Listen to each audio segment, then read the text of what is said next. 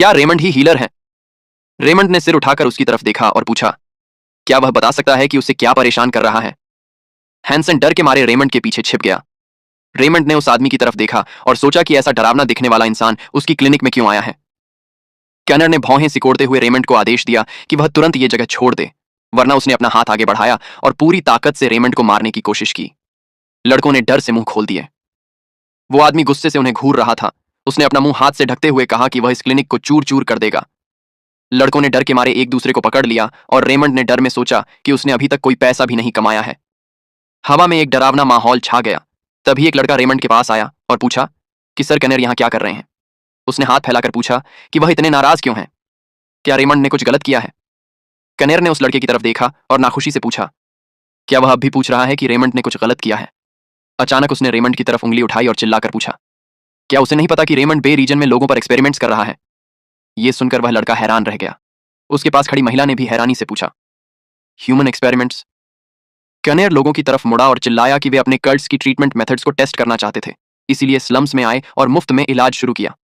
अब सबको यहां से तुरंत चले जाना चाहिए। रेमंड ने सीने पर हाथ रखते हुए चिल्लाया कि यह सब सच नहीं है। तभी उसके सामने एक नोटिफिकेशन आया जिसमें लिखा था कि टारगेट को पेशेंट के रूप में कंफर्म किया गया है, डीलिंग मेथड एक्टिवेट हो गया है और स्टील हार्ट स्किल उसके साथ सिंक्रोनाइज हो गई है। एक बोनस टास्क भी सामने आया। रेमंड ने उसे देखा और पढ़ा कि उसे उस पेशेंट की देखभाल करनी है। एक और नोटिफिकेशन आया जिसमें मेडिकल टास्क की जानकारी दी गई थी। उसमें लिखा था कि क्लिनिक में अलग अलग मरीज आते हैं और सबको मदद चाहिए। अगर प्रोटैगनिस्ट दिल से उनकी मदद करता है तो वे अपना दिल खोलेंगे और उसके सबसे बड़े फैंस बन जाएंगे। टास्क पूरा करने की शर्त थी मरीज की देखभाल करना और इनाम में एक बोनस लेवल अप और 10 स्किल पॉइंट्स मिलेंगे। रेमंड का डर गायब हो गया और उसका दिल शांत हो गया। उसने सिस्टम स्क्रीन्स की तरफ देखा और मन ही मन कहा कि क्वेस्ट के हिसाब से यह आदमी भी एक पेशेंट है, ऐसे में बात समझना आसान हो जाएगा।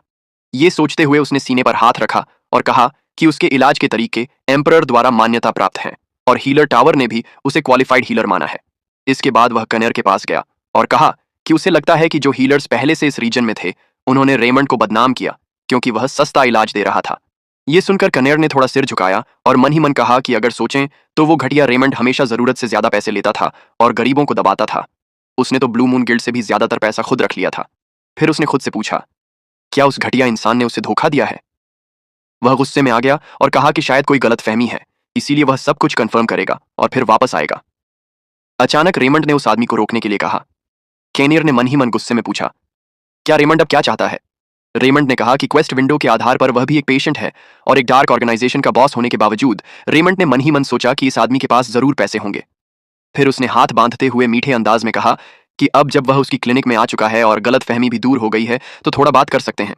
उसने मन ही मन कहा कि आखिरकार ऐसा पेशेंट आया है जो इलाज के लिए अच्छी कीमत चुका सकता है। उसे समझ आ गया था कि वह इस मरीज को खो नहीं सकता। रेमंड ने उसके कंधे पर हाथ रखते हुए कहा कि वह उसका परीक्षण करना चाहता है और पूछा, क्या उसे कोई तकलीफ महसूस हो रही है? आदमी ने थोड़ी कंफ्यूजन में कहा कि ऐसा कुछ खास नहीं है। वे दोनों टेबल पर बैठ गए। रेमंड ने हाथ फैलाते हुए कहा कि अगर थोड़ी भी असहजता हो तो बताओ, और अगर वो बीमारी है जिसे मॉडर्न हीलर्स ठीक नहीं कर सकते तो शर्माने की कोई जरूरत नहीं है। आदमी ने नजरें फेर लीं और कहा कि भले ही उसे इलाज मिला हो, उसकी बीमारी बार बार लौट आती है। रेमंड ने मन ही मन कहा, मुझे पता था। फिर उसने पूछा कि वो बीमारी क्या है। कनेर बहुत कंफ्यूज्ड था और शर्मिंदा भी। उसने सिर झुकाते हुए मायूसी में कहा कि उसे गुदा में दर्द होता है और जब वह टॉयलेट जाता है तो खून आता है। ये कहते हुए उसने मुट्ठी मुंह पर रखी और जोड़ा कि हीलर्स का इलाज दर्द को थोड़ी देर के लिए कम करता है लेकिन फिर सब कुछ वापस आ जाता है। रेमंड ने तुरंत समझ लिया कि ये हेमोरॉइड्स हैं। उसने दृढ़ता से कहा कि ये सिम्टम्स तभी जाएंगे जब समस्या की जड़ को हटाया जाएगा और वह इसे ठीक करेगा। ये सुनकर आदमी रेमंड की तरफ झुक गया और पूछा, क्या वह सच में इसे ठीक कर सकता है?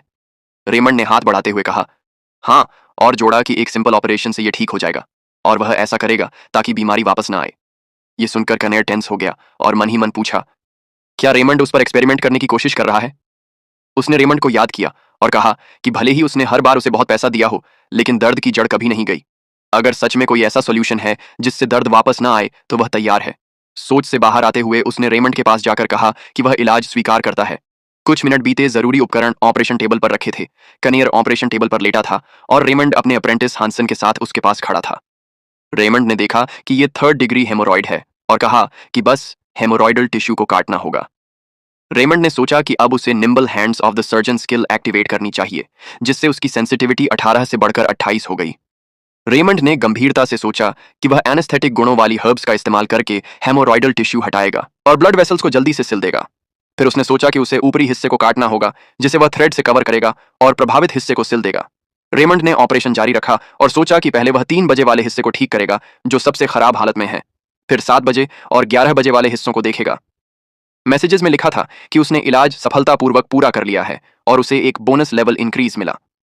रेमंड ने नोटिफिकेशंस की तरफ खुशी से देखा और मन ही मन कहा कि वह सफल हो गया। रेमंड ने उस आदमी की तरफ मुड़कर कहा कि ऑपरेशन पूरा हो चुका है, सब कुछ अच्छे से हो गया है। तभी कनेर ने चिंता से पूछा, क्या सच में सब इतनी जल्दी खत्म हो गया? लड़का थोड़ा झुककर बोला कि पहले 3 दिन तक थोड़ा दर्द रह सकता है, इसलिए सिट बाथ लेना जरूरी है। और फिर उसने समझाया कि उसका मतलब क्या होता है। कनेर सोफे से उठ खड़ा हुआ और लड़के को दिल से धन्यवाद दिया, क्योंकि वह इस बीमारी से कई सालों से पीड़ित था और उसे यकीन नहीं हो रहा था कि इसका हल इतना आसान था। उसने मुस्कुराते हुए कहा कि वह रेमंड की मदद कभी नहीं भूलेगा। रेमंड ने जवाब दिया कि इसमें कुछ खास नहीं है और मन ही मन सोचा कि अब यह आदमी पैसे देगा। लड़के ने सोचा कि यह आदमी अमीर लग रहा है, तो क्या उसे 20 या 30 पेनिस मांगने चाहिए? तभी आदमी हंस पड़ा और कहा कि वह इतनी बड़ी मदद का बदला सिर्फ पैसों से नहीं चुका सकता। लड़का शर्मिंदा हो गया और कहा, नहीं। तभी कानेर ने उसे बीच में रोकते हुए कहा कि अब से वह किसी को भी रेमंड की क्लिनिक को बदनाम नहीं करने देगा। उसने पैसे की एक थैली आगे बढ़ाई और लड़के से उसे लेने को कहा। थैली खोलते हुए रेमंड ने सोचा, इसमें कितना पैसा होगा? हैंसन ने जवाब दिया, लगभग 300 पेनिस। कानेर ने गुस्से में चिल्लाकर कहा कि वह रेमंड को इतनी आसानी से नहीं छोड़ने वाला। लड़कों ने तुरंत झुककर उसे शुभ दिन की कामना की। हैंसन ने पूछा, क्या उसने रेमंड के बारे में कुछ कहा? रेमंड ने जवाब दिया कि इससे कोई फर्क नहीं पड़ता, क्योंकि आज वे बीफ खाने वाले हैं। तभी लकड़ी के डिब्बे गिर पड़े और रेमंड उनके नीचे दब गया। उसने कनेर की तरफ देखा और चिल्लाया कि यह कोई गलतफहमी है। आदमी ने अपनी मुट्ठी मलते हुए चिल्लाया कि वह उस लड़के को तब से नफरत करता है जब उसने गरीबों की गर्दन पर लटकना शुरू किया, लेकिन उसे हाथ नहीं लगाया, क्योंकि कोई भी हीलर यहां नहीं आता था। उसने लड़कों की तरफ देखा और चिल्लाया कि उन्होंने रेमंड जैसे महान इंसान की इज्जत कैसे मिट्टी में मिलाई। सबने तुरंत रेमंड से माफी मांगी और दया की गुहार लगाई। आदमी ने रैंट के चेहरे पर पूरी ताकत से मुक्का मारा, जिससे उसके दांत टूट गए। कनेर ने उसे जमीन पर फेंकते हुए कहा कि अगर वह बे रीजन में फिर से दिखाई दिया तो उसके पास सिर्फ इतना ही दांत बचेंगे कि वह दलिया खा सके। सब लोग डर के मारे वहां से भाग गए। सारे इलीगल हीलर्स इंक्लूडिंग रैंड को बाहर फेंक दिया गया और वे फिर कभी वहां नहीं लौटे। इसके बाद रेमंड की क्लिनिक बहुत सफल हो गई और वहां बहुत सारे मरीज आने लगे। क्लिनिक के पास लोग चर्चा कर रहे थे कि रेमंड ने उनकी समस्याएं कैसे हल की, और वे सोच भी नहीं सकते थे कि दुनिया में ऐसा अद्भुत इंसान भी हो सकता है। रेमंड ने नोटिफिकेशन में देखा कि उसे एक्सपीरियंस पॉइंट्स मिले हैं और उसका लेवल बढ़ गया है। उसने कैनर की तरफ देखा और उसे शुभ दिन की कामना दी और कहा कि वह अपना ध्यान रखे। रेमंड ने अपना स्टेटस देखा और पाया कि वह लेवल 28 पर पहुंच चुका है और उसके पास बहुत सारे स्किल पॉइंट्स हैं। उसने खुशी से सोचा कि अगर वह इसी स्पिरिट में आगे बढ़ता रहा तो वह लेवल 40 तक पहुंच जाएगा। लड़के ने सोचा कि मरीजों की बढ़ती संख्या की वजह से अब उसे अपनी एंड्योरेंस और सेंसिटिविटी बढ़ानी होगी, और जब वह एक निश्चित एंड्योरेंस लेवल पर पहुंच जाएगा तो उसे अपनी इंटेलिजेंस भी बढ़ानी होगी। उसे पता था कि अगर वह लगातार अपने लेवल्स बढ़ाता रहा तो वह जल्द ही सबसे बेहतरीन हीलर बन जाएगा। तभी कनेर अचानक क्लिनिक में घुसा और चिल्लाया कि बहुत बड़ी परेशानी आ गई है। रेमंड उसके पास गया और पूछा कि वह किस बारे में बात कर रहा है। तभी आदमी ने जवाब दिया कि रेमंड को तुरंत यहां से भाग जाना चाहिए। रेमंड ने सुना कि एक आदमी आ रहा है जिसके पास एक इन्फेक्शियस डिजीज है। कनेर ने डर से चिल्लाया कि यह मौत का संदेशवाहक है और अगर रेमंड यहीं रुका तो वह भी संक्रमित होकर मर जाएगा। हानसन डर के मारे नीला पड़ गया और उसने अपना हाथ मुंह पर रख लिया। पूरे कॉन्टिनेंट पर मौत का संदेशवाहक माना जाता है स्मॉल पॉक्स वायरस, जिसे ब्लैक डेथ के साथ मिलाकर देखा जाए तो मोर्टेलिटी रेट 30% से ज्यादा है। रेमंड ने थॉटफुल अंदाज में अपना हाथ मुंह पर रखा और सोचा कि यह सबसे खतरनाक इन्फेक्शियस डिजीजेस में से एक है। अगर वह कोशिश करे तो कुछ मरीजों को बचा सकता है, लेकिन सैकड़ों और हजारों की मौत को रोकना नामुमकिन है। हैंसन उसके पास आया और डर भरी आवाज में कहा कि उन्हें तुरंत यहां से निकल जाना चाहिए। रेमंड डर गया और सोचने लगा, क्या उन्हें सच में भागना चाहिए? जब स्मॉल पॉक्स और ब्लैक डेथ की धुंध फैलती है तो तुरंत भागना ही हीलर टावर का अनऑफिशियल रूल है। स्मॉल पॉक्स वो बीमारी है जिसने धरती पर लाखों लोगों की जान ली है। रेमंड ने नीचे देखा और सोचा कि अगर वह अभी जिंदा रहकर यहां से निकलता है तो भी वह संक्रमित होकर मर सकता है। कनेर ने हाथ हिलाते हुए कहा कि उसने सुना है कि बीमार लोगों को जल्द ही जला दिया जाएगा और इलाका साफ कर दिया जाएगा, इसलिए उसने हीलर्स से कहा कि वे जल्दी से यहां से चले जाएं। तभी एक लड़की उनके पास आई और पूछा, क्या यह सच है कि यह मौत का संदेशवाहक है? उसने हाथ फैलाकर कहा कि भले ही उन्हें पहले द कर्स ऑफ गॉड नाम की बीमारी हुई थी। रेमंड ने उन्हें दिखाया कि वो कोई कर्स नहीं थी। फिर उसने हीलर्स की तरफ मुड़कर कहा कि ह्यूस्टन एम्पायर में हाल ही में स्मॉल पॉक्स आया है, तो ये अजीब है कि एपिडेमिक अचानक राजधानी में फैल गया। रेमंड ने सिर झुका लिया और सोचा कि लड़की सही कह रही है। क्योंकि कोई गारंटी नहीं है कि यह सच में स्मॉल पॉक्स है। थोड़ी देर की चुप्पी के बाद उसने पूछा कि मरीजों में क्या सिम्टम्स हैं। आदमी हैरान रह गया और कंफ्यूजन में पूछा कि सिम्टम्स क्या हैं। कनेर के साथ आया लड़का हाथ फैलाकर बोला कि सबको तेज बुखार है और उनके शरीर पर ब्लिस्टर्स फैल रहे हैं। एल्डरली लोग जो पहले मौत के संदेशवाहक से बच चुके थे इकट्ठा हुए और बोले कि ये वही सिम्टम्स हैं जो उन्हें पहले हुए थे। रेमंड ने खुशी से मन ही मन कहा कि ऐसे सिम्टम्स कई और बीमारियों में भी होते हैं। फिर उसने ठुड्डी पर हाथ रखा और सोचा कि अगर वह सब कुछ खुद देखे तो पक्के तौर पर कह सकता है, लेकिन अगर ये सच में स्मॉल पॉक्स है तो पास जाना खतरनाक होगा। हैंसन अपने टीचर के सामने खड़ा हुआ और पूछा, क्या इसमें कोई शक है? और जोड़ा कि अगर ये सच में मौत का संदेशवाहक है तो रेमंड मर सकता है।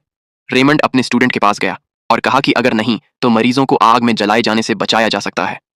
हांसन ने डर भरी आवाज में हाथ उठाकर कहा कि इसी वजह से रेमंड खुद भी बीमारी पकड़ सकता है और जलने वालों में शामिल हो सकता है। ये शब्द रेमंड को सोच में डाल गए। उसने चुपचाप अपने साथियों के पास खड़े होकर सोचा कि अब क्या करना चाहिए। तभी उसके सामने एक टास्क आया जिसमें लिखा था कि उसे उन मरीजों को बचाना है जिन्हें गलत तरीके से मौत दी जा रही है। टास्क की डिफिकल्टी एवरेज थी। सिस्टम विंडो में लिखा था कि कई मरीज इन्फेक्शियस डिजीज से संक्रमित हैं और उन्हें जलाए जाने का खतरा है। ये इलाज का सही तरीका नहीं माना जा सकता।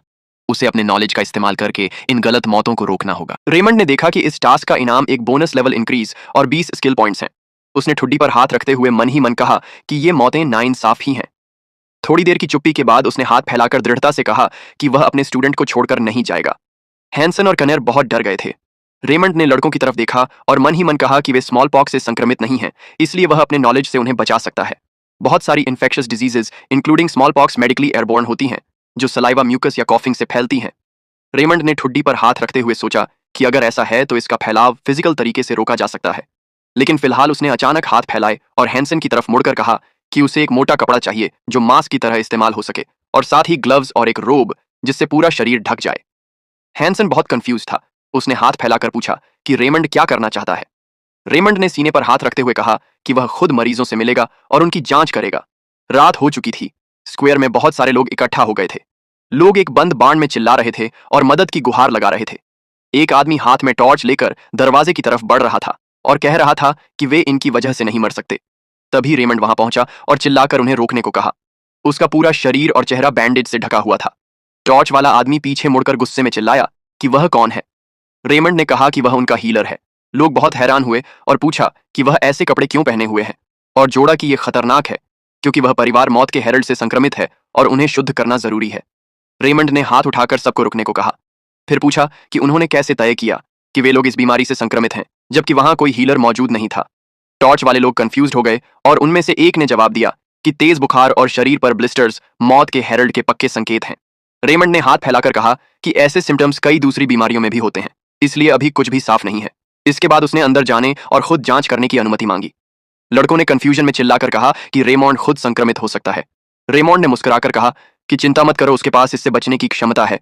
उसने ये टेम्परेरी सूट बनाया है लेकिन ये पूरी सुरक्षा नहीं देता। उसने सोचा कि उसे एक शॉप खोलनी चाहिए। नोटिस में लिखा था कि वह स्किल पॉइंट से कोई भी स्किल खरीद सकता है, लेकिन लो लेवल की वजह से कुछ रिस्ट्रिक्शंस हैं। उसने स्क्रीन पर एक शीट देखा और अपनी उंगली उसकी तरफ बढ़ाई। उसने पढ़ा कि इसे खरीदने के लिए 100 पॉइंट्स चाहिए। रेमंड ने यह स्किल खरीदने का फैसला किया। खरीदने के बाद उसने पढ़ा कि शील्ड उसे फिजिकल थ्रेट से बचाएगा और स्किल लेवल जितना ऊंचा होगा उतनी गंभीर थ्रेट से सुरक्षा मिलेगी। रेमंड ने शील्ड का इस्तेमाल किया। शील्ड की मैजिक एक्टिवेट हो गई और इंटेलिजेंस स्टैट्स मैजिक लेवल के अनुपात में बढ़ गए। रेमंड एक प्रोटेक्टिव शील्ड में घिर गया और सोचने लगा कि भले ही ये मैजिक ज्यादा देर तक न टिके। रेमंड ने सोचा कि उसका इम्प्रोवाइज्ड सूट और मैजिक शील्ड मिलकर उसके रेस्पिरेटरी ट्रैक्ट में ड्रॉपलेट्स को घुसने से रोक सकते हैं। उसने माथे की पट्टी कसते हुए कहा कि अब वह तैयार है। धीरे धीरे वह उस घर के दरवाजे की तरफ बढ़ा। हंसन हैरानी से देख रहा था कि लड़के ने अभी अभी मैजिक शील्ड का इस्तेमाल किया है। अंदर पूरा परिवार एक दूसरे से लिपटा हुआ डर के मारे कांप रहा था। आंसुओं से भरी आंखों से उन्होंने सिर उठाया और पूछा कि वह लड़का कौन है। रेमंड उनके पास गया और खुद को हीलर के रूप में इंट्रोड्यूस किया। बच्चे उसकी तरफ दौड़ते हुए उससे प्रिंस कहकर मदद मांगने लगे क्योंकि वे मरना नहीं चाहते थे। रेमंड मुस्कुराया और कहा कि वह प्रिंस नहीं बल्कि हीलर है और उनकी देखभाल करेगा। इसके बाद उसने लड़के से कहा कि वह अपनी शर्ट उठाए। रेमंड ने उसके शरीर की जांच शुरू की। उससे ब्लिस्टर्स दिखे जो दिखने में स्मॉल पॉक्स जैसे लग रहे थे। उसने लड़के का चेहरा भी देखा। फिर लड़की की तरफ मुड़कर कहा कि घबराओ मत, यह मौत का संकेत नहीं है। रेमंड ने एंशिएंट भाषा में बताया कि इस बीमारी को वेरिसेला कहते हैं, जिसका मतलब है चिकन पॉक्स। उसने कहा कि शरीर पर ब्लिस्टर्स गंभीर नहीं है क्योंकि हथेलियां और पैर पूरी तरह साफ हैं। लड़की ने अपनी हथेली की जांच की। रेमंड ने जोड़ा कि ये ब्लिस्टर्स त्वचा के अंदर नहीं जाते बल्कि सतह पर होते हैं, और ये चिकन पॉक्स का संकेत है ना, कि हेरल्ड ऑफ डेथ। रेमंड ने बैठते हुए कहा कि ये बीमारी खुद ही ठीक हो जाएगी, बस सब कुछ जैसा है वैसा ही रहने दो। लड़की ने चिंता से पूछा कि क्या वे ठीक हो जाएंगे। रेमंड ने सिर हिलाकर कहा कि हाँ, और जो लोग बाहर हैं उन्हें भी सब समझा देगा। थोड़ी देर बाद रेमंड बाहर आया और बच्चे खुशी से दौड़ते हुए उसके पास पहुंचे। लड़की ने रेमंड के गाल पर हाथ रखा और कहा कि उसके बच्चे पूरी तरह ठीक हो गए हैं, और उसने दिल से उसका धन्यवाद किया। रेमंड मुस्कुराया और कहा कि उसने कुछ गलत नहीं किया। लड़की ने आंसुओं से कहा कि उसने उनकी जान बचाई है और वे इसे कभी नहीं भूलेंगे। हानसन ने मुस्कुराकर कहा कि यह बहुत अच्छा हुआ, क्योंकि उसे डर था कि यह हेरल्ड ऑफ डेथ हो सकता है। बाहर लोगों ने रेमंड से कहा कि अगर वह नहीं होता तो वे मासूम पड़ोसियों को मार देते। रेमंड ने मैसेज में पढ़ा कि उसने अनफेयर डेथ से मरीजों को बचाया और टास्क कंप्लीट किया। उसे नया टाइटल मिला और उसकी रेपुटेशन बढ़ गई। अब स्लम्स के लोग उससे और ज्यादा फ्रेंडली हो गए। रेमंड ने लोगों की तरफ मुस्कुराकर देखा और सोचा कि हर बार जब वह ऐसी खुशी महसूस करता है तो वो पहली बार जैसा लगता है। लोग उसके चारों तरफ इकट्ठा हो गए और कहा कि अब वे उस पर भरोसा कर सकते हैं, क्योंकि अब उन्हें इंसान जैसा महसूस होता है। तभी एक आदमी ने सर्वेंट से पूछा कि बे रीजन को और कितनी देर तक अनअटेंडेड छोड़ेंगे। उसने कहा कि ड्रॉन किंगडम से युद्ध बहुत जल्द शुरू होगा, और जब ऐसा होगा तो लोगों के दिल कांपेंगे और कोई नहीं जानता कि बे रीजन उनके लिए क्या बन जाएगा। अंत में उसने प्रिंस लियर के नाम से चिल्लाया और कहा कि उन्हें ताकत हासिल करने से पहले ही खत्म कर देना चाहिए। फिर उसने महाराज से निर्णय लेने की गुहार लगाई। कुछ समय बीता। किचन में मांस पक रहा था। रेमंड ने किचन में झांककर पूछा कि क्या यह मांस की खुशबू है। हैंसन ने चम्मच हाथ में लेकर जवाब दिया कि चिकन पॉक्स वाले बच्चों की मां ने उन्हें धन्यवाद स्वरूप मांस दिया है, और अब वह पक चुका है, इसीलिए खाने का समय है। रेमंड ने खुशी से हाथ उठाए और कहा कि बीफ इम्यूनिटी के लिए बहुत अच्छा होता है। रेमंड ने मांस का एक टुकड़ा काटते हुए मन ही मन कहा कि वह अब 29वें लेवल पर पहुंच चुका है और स्लम ड्वेलर्स उसके प्रति फ्रेंडली हैं, तो सब कुछ सही दिशा में जा रहा है। उसने सोचा कि जब वह 40वें लेवल तक पहुंचकर प्रमोटेड हो जाएगा तब वह आखिरकार अपने रूकी स्टेटस से छुटकारा पा लेगा, और शायद तब वह और भी बेहतर सहायता दे सकेगा। वे सब टेबल पर बैठ गए। हैंसन ने रेमंड की तरफ मुड़कर एक और टुकड़ा खाते हुए पूछा कि क्या उसने सही समझा कि उस दिन रेमंड ने डिफेंस मैजिक का इस्तेमाल किया था। रेमंड ने हाथ फैलाकर जवाब दिया कि हाँ, लेकिन वह कोई एंशिएंट मैजिक नहीं था, बल्कि सिर्फ किस्मत से मिली हुई एबिलिटी थी। ये सुनकर हैंसन ने कहा कि ये तो कमाल की एबिलिटी है, और कौन सोच सकता था कि वे मैजिक का इस्तेमाल कर सकते हैं, लेकिन ड्यूरेशन बहुत ही कम है। रेमंड ने थोड़े असंतोष से सिर हिलाया। हैंसन ने गहरी सांस ली और पूछा कि क्या रेमंड के पास पर्याप्त माना नहीं है, क्योंकि हीलिंग मैजिक ऑरा और बाकी सारी चमत्कारी शक्तियां माना से ही चलती हैं। हीलर्स हीलिंग के लिए, मेजेस मैजिक के लिए और नाइट्स ऑरा के लिए माना का इस्तेमाल करते हैं। रेमंड के पास कुछ माना है क्योंकि वह हीलर है, लेकिन अगर उसे नंबर्स में व्यक्त किया जाए तो वह केवल 1 के बराबर है। हैंसन ने रेमंड की तरफ देखा और कहा कि अगर माना का लेवल बढ़ाने का कोई तरीका हो तो वह मरीजों के इलाज में बहुत मदद करेगा। रेमंड ने गहरी सांस ली और पूछा कि क्या उसे नाइट्स की तरह माना ट्रेनिंग करनी चाहिए, लेकिन उसे नहीं लगता कि उससे कोई फायदा होगा, क्योंकि भले ही सभी माना का इस्तेमाल करते हैं, नाइट्स, मेजेस और हीलर्स का तरीका अलग होता है। नाइट्स लोअर एनर्जी कोर से माना इकट्ठा करते हैं, जो नाभि के नीचे होता है। मेजेस मिडिल एनर्जी कोर यानी माना हार्ट से काम करते हैं, जो ज्ञान और एनलाइटनमेंट से नियंत्रित होता है। हीलर्स अपर एनर्जी कोर से काम करते हैं, और तीनों में सबसे मुश्किल माना इकट्ठा करना हीलर्स के लिए होता है। रेमंड ने रोस्टेड मीट चबाते हुए मन ही मन कहा कि अपर एनर्जी कोर को डेवलप करना बेहद मुश्किल है, और कोई भी व्यक्ति तभी हाई हीलिंग एबिलिटी और लार्ज माना रिजर्व पा सकता है जब वह जन्म से ही टैलेंटेड हो। इसलिए चाहे वह कितनी भी मेहनत कर ले, वह एफ रैंक से ऊपर नहीं जा सकता। उसने आगे देखा और खुद से पूछा कि वह किस तरह का माना इस्तेमाल करता है, क्योंकि अपर, मिडिल और लोअर एनर्जी कोर्स के बीच स्विच करना असंभव है। हीलर सिर्फ हील कर सकते हैं, मेजेस सिर्फ मैजिक और नाइट सिर्फ ऑरा। लेकिन रेमंड अभी मैजिक इस्तेमाल कर रहा है, जबकि उसने कभी माना हार्ट में माना इकट्ठा नहीं किया। ये सोचते हुए उसने अपने हाथ की तरफ देखा और मन ही मन कहा कि उसने पहले कभी इस बारे में नहीं सोचा था, क्योंकि वह इसे प्लेयर की एबिलिटी मानता था, लेकिन अब उसे इस मैटर को सीरियसली देखना चाहिए। तभी अचानक एक तेज चीख सुनाई दी। किसी ने हीलर को मदद के लिए पुकारा। लड़के बहुत डर गए। रेमंड होश में आते ही दरवाजे की तरफ दौड़ा। एक महिला अपने पति का शरीर लेकर आई और कहा कि वह छत से गिर गया है और अब सांस नहीं ले रहा। रेमंड ने तुरंत ग्लव्स पहनते हुए स्टूडेंट को सीपीआर करने का आदेश दिया। उसी समय एम्परर और उसका सेवक बे एरिया में पहुंचे। एक लड़के ने ओडिन की तरफ देखा और पूछा कि क्या उन्हें इस एरिया में चुपचाप आना चाहिए। उन्होंने मोड़ पर कदम रखा और सबॉर्डिनेट ने कहा कि प्रिंस लर्टन पिछली बार गंभीर रूप से घायल हुआ था, इसीलिए यह जगह खतरनाक है। एम्परर आगे बढ़ते हुए बोला कि वह एक स्वॉर्ड मास्टर है, इसीलिए जब तक आसपास कोई वॉरियर ना हो उसे कोई खतरा नहीं। एम्परर की बात सुनकर गालमन ने उत्साहित होकर कहा कि हाँ, लेकिन फिर भी। और इससे पहले कि वह अपनी बात पूरी कर पाता, एम्परर ने गुस्से से कहा कि यहाँ लोग रहते हैं, इसलिए सिर्फ अंदाजों के आधार पर इस जगह को खत्म नहीं किया जा सकता जब तक वह खुद जाकर सब कुछ न देख ले। ये कहकर उसने मुड़ते हुए कहा कि उन्हें टैवर्न जाना चाहिए और वहां की स्थिति देखनी चाहिए। टैवर्न में बहुत सारे लोग थे। तभी किसी ने अचानक पूछा कि क्या रैंस क्लिनिक में कोई मर गया है। एम्परर और उसका सबॉर्डिनेट सब कुछ ध्यान से सुन रहे थे। एक कस्टमर ने हाथ उठाकर कहा कि हाँ, ये सच है। रेमंड उस आदमी को नहीं बचा सका। उसने 1 घंटे तक सीपीआर किया, लेकिन अंत में वह व्यक्ति मर गया। उसके दोस्त ने हाथ उठाकर कहा कि वह मानता है कि रेमंड सर्वशक्तिमान नहीं है। फिर उसने बियर का मग उठाकर कहा कि अफवाहें हैं कि वह सबको मुफ्त में इलाज देता है ताकि लोगों को एक्सपेरिमेंट्स के लिए इस्तेमाल कर सके। उसके साथी ने हाथ फैलाकर पूछा कि क्या वह बे रीजन में सिर्फ खेलने आया है, जैसे बाकी राजकुमार आते हैं। इस दुनिया के सारे हाई एंड माइटी लोग स्लम्स के ऑर्डिनरी लोगों को राज्य के शरीर पर एक अल्सर की तरह देखते हैं। ये सुनकर एम्परर बहुत हैरान हुआ। तभी एक लड़की उस लड़के की टेबल पर आई और चिल्लाई कि सायरन बिल्कुल अलग है। उसने बहुत चिंतित चेहरे से कहा कि उसने सब कुछ अपनी आंखों से देखा है। मरीज की हालत ऐसी थी कि कोई भी हीलर उसे देखना तक नहीं चाहता, क्योंकि उसे बचाया नहीं जा सकता था और सिर्फ एनर्जी की बर्बादी होती। लेकिन रेमॉन्ड ने पूरी कोशिश की उस होपलेस मरीज को बचाने की, और जब वह जीवन के संकेत देना बंद कर गया तो रेमंड फूट फूट कर रो पड़ा। वह काउच के सामने घुटनों पर गिर गया। उसकी आंखों से आंसू नदी की तरह बहने लगे और उसने सोचा कि वह उसे खो चुका है और बचा नहीं सका। हर डॉक्टर को किसी मरीज को खोने का अनुभव करना पड़ता है, क्योंकि यही मॉडर्न मेडिसिन सिखाती है। रेमंड लड़की और उसकी हिस्टेरिकली रोती हुई बेटी के सामने खड़ा था। रेमंड ने आंसू बहाते हुए धीरे से कहा कि उसे माफ कर दो। उसने लड़की की तरफ आंसू भरी आंखों से देखा और चिल्लाया कि वह सच में बहुत दुखी है। लड़के ने दुखी होकर सोचा कि वह कभी दोबारा ऐसा अनुभव नहीं करना चाहता। लड़की की आंखों में आंसू आ गए और उसने कहा कि उसने कभी किसी को मरीजों के प्रति इतना सिंसियर नहीं देखा। उसने चिल्लाकर कहा कि स्वर्ग ने खुद उसे बे रीजन भेजा है, इसलिए वही राजकुमार है जिसकी सेवा करनी चाहिए। लड़के ने मुस्कुराकर कहा कि सर रेमंड की वजह से उसका बेटा जिंदा है।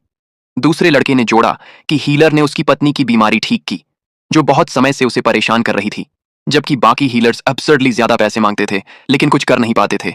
लड़कों ने अपने मग्स टकराए और चिल्लाए, लॉन्ग लिव प्रिंस राउन। रेमंड ने मैसेज में पढ़ा कि उसकी रेपुटेशन एक निश्चित स्तर तक पहुंच गई है और उसे नया टाइटल मिला है। उसने मुड़ते हुए सोचा कि उसका पिछला टाइटल था डर्टी बास्टर्ड चाइल्ड। उसने कुछ एडिशनल बफ्स के बारे में भी पढ़ा जो उसे चौंका गए। रेमंड ने पढ़ा कि उसे एक ऐसा टाइटल मिला है जो स्लम्स के निवासियों की मदद करने वाले को दिया जाता है, और उसका रैंक है विलेज लेवल। एडिशनल बफ में लिखा था कि स्लम ड्वेलर्स के साथ उसकी फ्रेंडली रिलेशनशिप बहुत ज्यादा बढ़ गई है।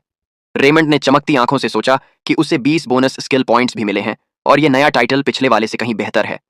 वह मरीज के सामने बैठा हुआ खुशी से सोच रहा था कि जैसे जैसे उसकी रेपुटेशन बढ़ेगी वैसे वैसे उसकी अर्निंग्स भी बढ़ेंगी। ओडिन ने कहा कि रेमंड की रेपुटेशन उम्मीद से कहीं ज्यादा अच्छी है। गालमन ने उसकी तरफ मुड़कर कहा कि उसने तो सोचा था कि ये लड़का इस रीजन में जिंदा बच जाए तो बहुत बड़ी बात होगी। तभी ओडिन को खांसी आने लगी। उसने मुट्ठी मुंह पर रखी। लड़के ने कहा कि यह खांसी एम्परर की हालत और बिगाड़ रही है। ओडिन ने कहा कि यह बस एक हल्का सा कोल्ड है। उसने भौहें सिकोड़ते हुए कहा कि उन्हें वापस पैलेस लौट जाना चाहिए। गालमन ने जवाब दिया कि हाँ, यही बेहतर होगा। तभी पीछे से जोर जोर से मदद की पुकार सुनाई दी। वे तुरंत मुड़े। एक आदमी लड़की की गर्दन पकड़े हुए चिल्ला रहा था कि वे बस यहां से निकल जाए, जबकि लड़की जोर जोर से मदद मांग रही थी। ओडिन ने अपनी तलवार निकाली और गालमन को पीछे हटने का आदेश दिया। आदमी ने जवाब दिया कि वह खुद उनसे निपटेगा। एम्परर ने अपनी तलवार में माना भरना शुरू किया, जिससे तलवार की एनर्जी देखकर लोग डर के मारे कांपने लगे। उन्होंने कहा कि पास मत आना। ओडिन ने तलवार के हिल्ट को दोनों हाथों से पकड़ा और तेजी से आगे दौड़ पड़ा। लड़की हैरानी से मुंह खोलकर उसे देख रही थी। उसने जल्दी से नीचे झुकते हुए खुद को बचाया और एम्परर ने सामने वाले पर तलवार चला दी। ओडिन ने अपना हुड ठीक करते हुए लड़की से पूछा कि क्या वह ठीक है, क्योंकि अब वह सुरक्षित है। लड़की ने अपना चेहरा हाथ से ढक लिया और धीरे से एक मैजिकल वेपन निकाला। अचानक वह लड़की उछलकर उस वेपन को ओडिन की तरफ घुमाने लगी। एम्परर ने तुरंत नीचे देखा और पाया कि उसका हाथ घायल हो गया है। उसने दांत भींचते हुए गुस्से में सोचा कि क्या यह लड़की कोई हत्यारी है। तभी लड़की के कंधे पर एक ब्लेड तेजी से आकर लगा और चारों तरफ खून फैल गया। एम्परर ने बिना किसी दया के अपने ओपोनेंट की तरफ देखा। लड़की ने अपना कंधा पकड़ लिया और दर्द में दांत भींचने लगी। अचानक उसने सिर झुकाया और एक स्पेल पढ़ना शुरू किया। उसके शरीर से धुआं निकलने लगा, जो तुरंत एली में फैल गया। ओडिन ने देखा और सोचा कि क्या यह स्मोक स्क्रीन मैजिक है। उसने तलवार उठाकर पूछा कि क्या वह सच में भागना चाहती है। उसने चिल्लाकर कहा कि वह उसे जाने नहीं देगा। तभी उसे तेज दर्द महसूस हुआ। उसने अपना मुंह और नाक हाथ से ढक लिया और मन ही मन कहा कि इस स्मोक में ऐसे तत्व हैं जो सांस लेने के लिए हानिकारक हैं। क्या लड़की ने जानबूझकर यह स्पेल उसकी हेल्थ प्रॉब्लम को ध्यान में रखकर इस्तेमाल किया? तभी उसने अपनी तलवार की चमक में देखा कि लड़की उसकी तरफ उड़ती हुई आ रही है। उसी पल लड़की के सीने में एक बड़ा छेद हो गया। खून ओडिन और उसकी तलवार पर फैल गया। उसने अपना वेपन नीचे किया। गालमन दौड़ता हुआ उसके पास आया और पूछा कि क्या वह ठीक है। एम्परर ने मुंह फेरते हुए कहा कि उसने बस एक खरोंच दी है। गालमन ने कट की जांच की और उत्साहित होकर कहा कि यह नीला पड़ रहा है। जहर बहुत तेजी से उसके हाथ में फैल रहा है। ओडिन ने अपनी तलवार म्यान में रखी और कहा कि एक सोर्ड मास्टर इससे नहीं मरेगा। गालमन ने हाथ फैलाकर कहा कि अगर अभी इलाज नहीं किया गया तो वह अपना हाथ खो सकता है। एम्परर ने सेवकों की तरफ देखा और कहा कि पैलेस में एक AA रैंक हीलर है, अम्रियन, जो जहर का इलाज कर सकता है। गालमन रूलर के पास आया और कहा कि पैलेस पहुंचने तक जहर पूरे शरीर में फैल जाएगा। ओडिन ने अपने हाथ की तरफ देखा और मन ही मन कहा कि उसकी हालत तेजी से बिगड़ रही है। रेमंड ने ठुड्डी पर हाथ रखते हुए कहा कि अगर जहर का फैलाव नहीं रोका गया तो एम्परर को सच में अपना हाथ काटना पड़ेगा। तभी गालमन ने चिल्लाकर कहा कि पास में ही रान क्लिनिक है।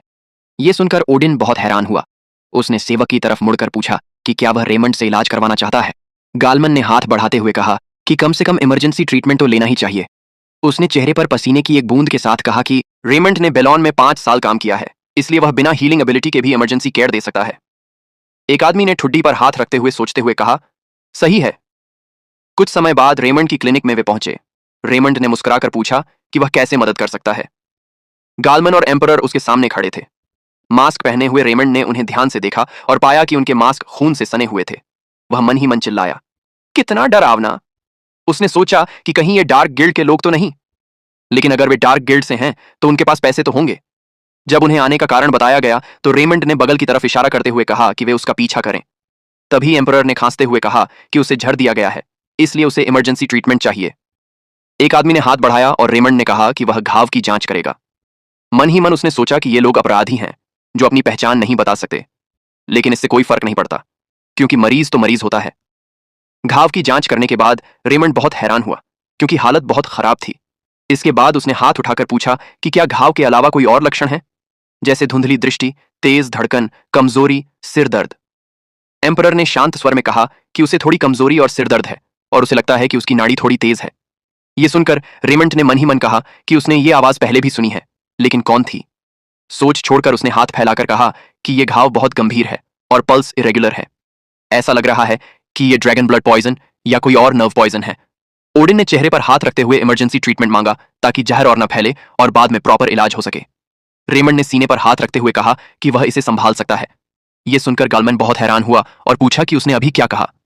रेमंड ने हाथ फैलाकर समझाया कि ये 3 व्हाइट स्नेक्स और एल्पाइन रोज एक्सट्रैक्ट का मिश्रण है, इसलिए अगर वह एंटीडोट तैयार करे तो जहर को न्यूट्रलाइज किया जा सकता है। गालमन बहुत कंफ्यूज था और पूछा कि रेमंड को कैसे पता चला कि ओडिन को किस तरह का जहर दिया गया है। क्या यह भी एंशिएंट नॉलेज का हिस्सा है जिसे मेडिकल टेक्नोलॉजी कहते हैं। उसी समय उसने मन ही मन कहा कि हीलिंग आमतौर पर वाइटैलिटी बढ़ाने और जहर हटाने के लिए इस्तेमाल होती है, लेकिन जहर की पहचान करने में बहुत समय लगता है। रेमंड ने उंगली उठाकर कहा, नहीं, और समझाया कि उसने अप्रेंटिस रहते हुए बहुत पढ़ाई की थी, इसलिए वह मेडिसिनल इंग्रेडिएंट्स में S रैंक है। उसे याद आया कि वह किताबों के साथ घूमता रहता था। रेमंड ने बहुत सारे मेडिकल वर्क्स पढ़े ताकि अपनी हीलिंग पावर की कमी को पूरा कर सके। शायद पूरे रैपनडेन कॉन्टिनेंट में इस सेक्शन को उससे बेहतर कोई नहीं जानता। यादों से बाहर आते हुए रेमंड ने ठुड्डी पर हाथ रखते हुए कहा। रेमंड ने कहा कि उनकी क्लिनिक में एंटीडोट तो है, लेकिन एक समस्या है। गालमन ने उत्साहित होकर पूछा, क्या समस्या है। हीलर ने हाथ फैलाकर समझाया कि यह जहर एक एन्चेंटेड वर्जन है, इसलिए 3 स्नेक्स के जहर के लिए बना सामान्य एंटीडोट पर्याप्त नहीं होगा। यह सुनकर गालमन ने पूछा कि फिर क्या किया जाए। रेमंड ने हाथ फैलाकर जवाब दिया कि उन्हें ऐसा तरीका अपनाना होगा जिससे एंटीडोट का प्रभाव अधिकतम हो जाए, लेकिन यह तरीका शायद उनके लिए स्वीकार करना मुश्किल होगा। गालमन ने पूछा, कौन सा तरीका। रेमंड ने समझाया कि एंटीडोट पीने के लिए नहीं बल्कि सीधे ब्लड स्ट्रीम में नीडल से इंजेक्ट किया जाएगा। यह सुनकर गालमन ने एम्परर को ढकते हुए चिल्लाया, यह संभव नहीं है। उसने जोड़ा कि उसने कभी ऐसा अजीब इलाज नहीं सुना। रेमंड ने मन ही मन कहा कि मॉडर्न वर्ल्ड में सिरिंज का इस्तेमाल आम है, लेकिन रपनडेन में ऐसा तरीका कभी सुना ही नहीं गया, इसलिए इसका विरोध होना स्वाभाविक है। गालमन ने हाथ हिलाते हुए नाराजगी से पूछा, क्या तुम्हें पता है कि तुम्हारे सामने कौन खड़ा है। वह इतने महान है कि शब्दों में बयान नहीं किया जा सकता। लेकिन तभी एम्परर ने खुद रेमंड की तरफ नफरत भरी आंखों से देखा और कहा कि उसने सुना है कि हाल ही में इस क्लिनिक में एक व्यक्ति की मौत हुई थी। यह सुनकर रेमंड चौंक गया और पीछे हट गया। उसे याद आया कि टैवर्न में 2 लोग उसकी क्लिनिक के बारे में बात कर रहे थे। तभी एक शक्तिशाली मैजिकल एनर्जी ने एम्परर को घेर लिया और उसने धमकी भरे स्वर में कहा कि अगर रेमंड स्लम्स के लोगों पर कोई अजीब एक्सपेरिमेंट कर रहा है तो वह उसे माफ नहीं करेगा। रेमंड ने आंखें बंद की और डर के मारे स्टील हार्ट एक्टिवेट करने की प्रार्थना की। उसी पल स्टील हार्ट एक्टिवेट हो गया और एक नोटिफिकेशन आया कि उसने पेशेंट की धमकी को सहन कर लिया है। यह पढ़कर रेमंड हैरान रह गया। उसकी कामनेस देखकर गालमन ने आश्चर्य से पूछा, क्या वह सच में हिज मैजेस्टी की ऑरा से नहीं डरता। रेमंड के सामने कई सिस्टम स्क्रीन्स खुलीं जिनमें लिखा था कि हीलर के खिलाफ एक अनफेयर थ्रेट डिटेक्ट हुआ है जो मरीज का इलाज करने की पूरी कोशिश कर रहा है। टारगेट की स्टेटस लो है और skill method of dealing with activate हो गया है।